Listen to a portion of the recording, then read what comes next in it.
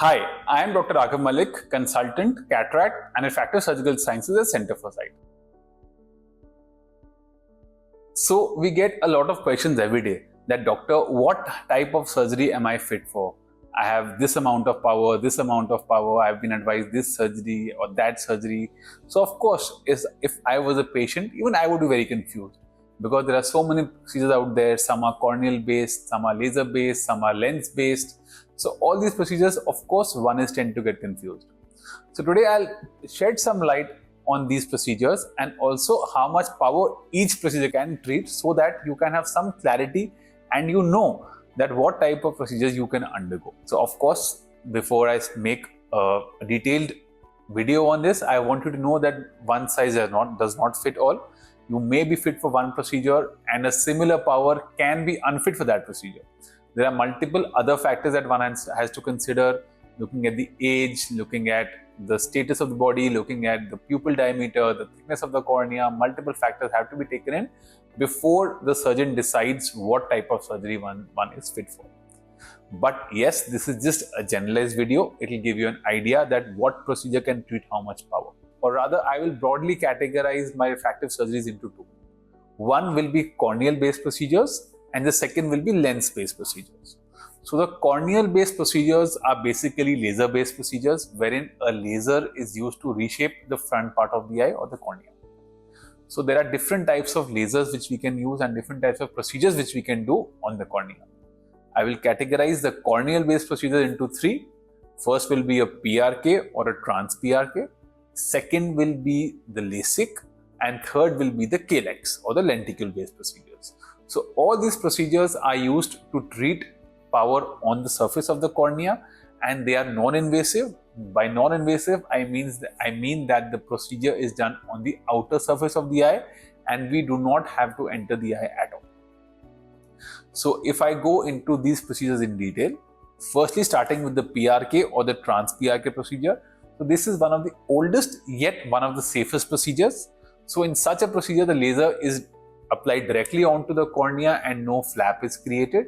So that way it is a very safe procedure, but it does take some amount of time before the vision can actually recover. We can treat only up to, I would say, a -6 sphere and a -5 cylinder in this procedure. We don't want to go higher than that. Why? Because if we treat a higher power in a PRK procedure, the chance of us getting a corneal haze, that is whitening of the cornea, increases. So we tend not to go more than -6 in a PRK procedure. After that, coming on to the LASIK procedure, yes, we can treat up to -8 to -10 in the LASIK procedure and a cylinder up to -6. This, of course, again depends on multiple factors, including your thickness of the cornea, your pupil diameter, your age, and multiple factors. Basis that, your doctor may or may not clear you for LASIK surgery. And coming on to the KLEX procedures or the lenticule-based procedures. So most of these platforms, including the silk procedure, is cleared for us to do up to -12 diopters of myopia and -6 diopters of astigmatism. So we have gone up to -12 and results have been very good. But yes, there are multiple factors we have to again consider before we can actually consider doing these procedures. So of course, all these procedures that I spoke about were mostly for myopia or for minus power. If I go for the plus power, we can treat only up to a +5 or a +6 diopters of hypermetropia, and that too only with the PRK or the LASIK procedures. The lenticule-based procedures are not yet fully cleared for plus power treatments. Yes, the Smile Pro now does offer hyperopic treatments, but yes, the results are yet to be determined. Once we finish with the cornea-based procedures, let's come on to the lens-based procedures.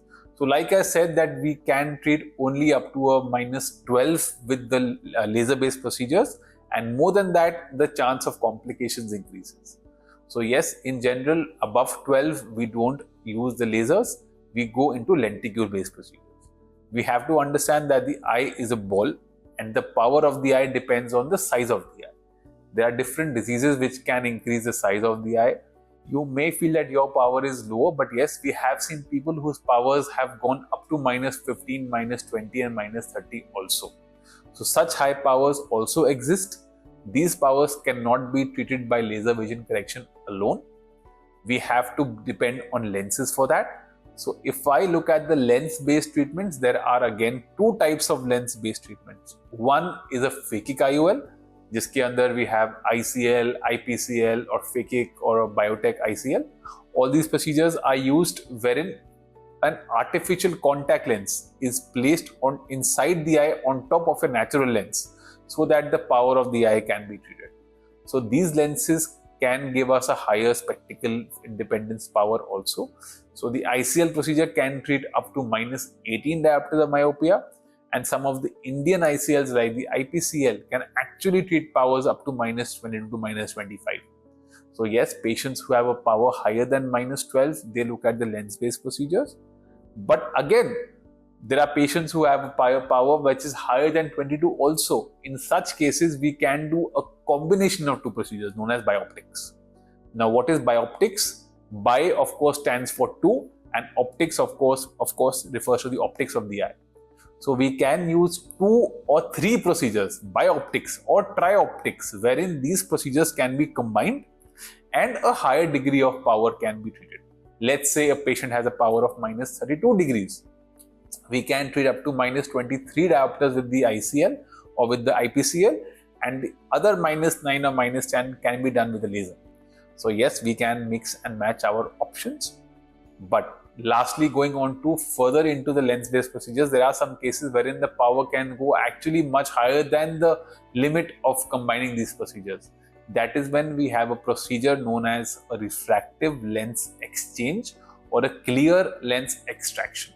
So these procedures are reserved for patients whose power is very, very high, up to -35, -45, or for patients whose eyes are unfit for any of the procedures, that is the laser-based procedures or the phakic IOLs or a combination of them. That is when we undergo a clear lens extraction. In a clear lens extraction, we remove the natural lens of the eye and we put in an intraocular lens. This intraocular lens can take care of the power for distance as well as near, making the patient almost spectacle free. So this procedure known as the clear lens extraction, of course, is a boon for patients who have a very, very high power, but it does come with a very own specific set of complications which you should discuss with your ophthalmologist. So shedding a headlight on these procedures, I would say I'll just give a brief summary. The PRK procedures treats up to a -6 diopters. The LASIK can treat -8 to -10. The KLEX procedures can treat up to -12. The ICLs or the phakic IOLs can treat up to -25. We can combine the laser procedures and the phakic IOLs.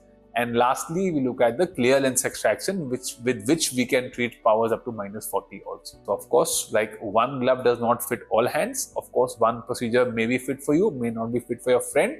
So it is better for you to visit your ophthalmologist and discuss what type of procedure you may be fit for and let them take a call. Follow Planet Lasik and post your queries to get answers from the experts.